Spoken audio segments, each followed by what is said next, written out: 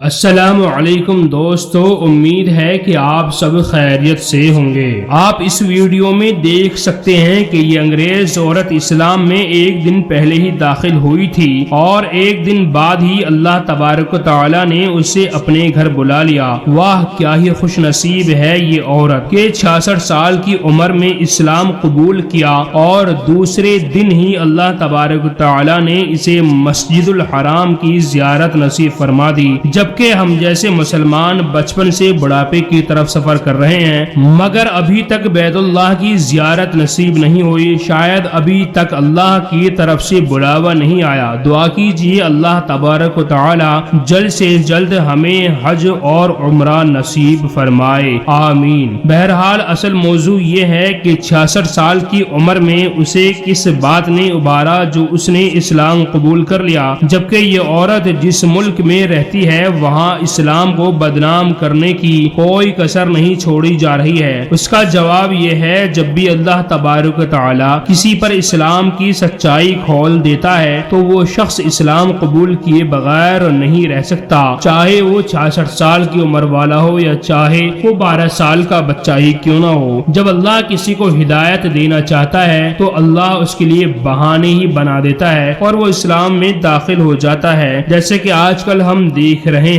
کہ اسلام کو زبردست طریقے سے بدنام کیا جا رہا ہے، اسلام کے خلاف بڑے بڑے پروپیگنڈے کیے جا رہے ہیں، مگر اس کے باوجود بھی اسلام تیزی کے ساتھ پھیل رہا ہے۔ اسلام ہی دنیا کا وہ واحد مذہب ہے جو انسان کو اس کے دنیا میں آنے کا صحیح مقصد بتاتا ہے۔ اسلام بتاتا ہے کہ انسان دنیا میں مستی اور کھیل کود کرنے کے لیے نہیں آیا بلکہ خالق حقیقی کی عبادت کے لیے اس دنیا میں آیا ہے، اور یہ بات عقل بھی تسلیم کرتی ہے کہ اللہ نے انسان کو اشرف المخلوقات بنایا ہے، لہذا جب انسان کو اتنا بڑا عہدہ دیا ہے تو بڑا مقصد بھی ہونا چاہیے۔ جس طریقے سے پردھان منتری یا راشٹرپتی کا عہدہ بڑا ہوتا ہے تو اس کے اوپر ذمہ داری بھی بڑی ہی ہوتی ہے، لہذا انسان کے دنیا میں آنے کا بڑا مقصد ہے اللہ تبارک و تعالی کی عبادت کرنا، ورنہ تو پھر انسان اور جانور میں کوئی فرق نہیں رہ پائے گا،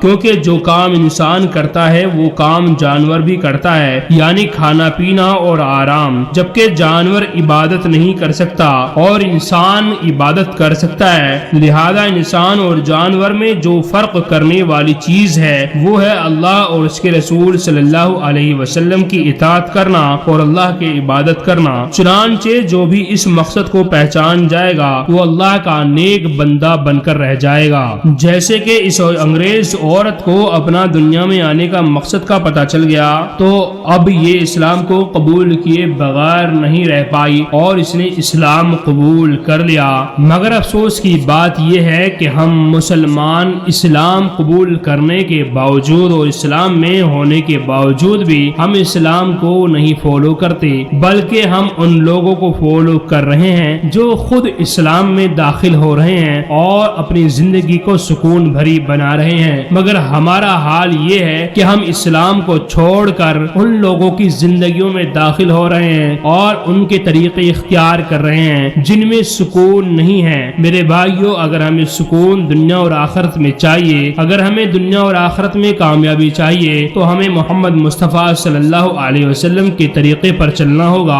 اور ہمیں اللہ کے سامنے سجدہ ریز ہونا ہوگا اور ہمیں ان تمام احکامات پر عمل کرنا ہوگا جو قرآن و حدیث میں ہیں، پھر انشاءاللہ آپ دیکھنا کہ اللہ آپ کو دنیا اور آخرت میں کیسے کامیاب کرتا ہے۔ دعا کیجئے کہ اللہ تبارک و تعالی ہمیں صحیح راہ پر چلنے کی توفیق عطا فرمائے اور محمد مصطفیٰ صلی اللہ علیہ وسلم کی ایک ایک سنت پر اپنی زندگی گزارنے کی توفیق عطا فرمائے، آمین۔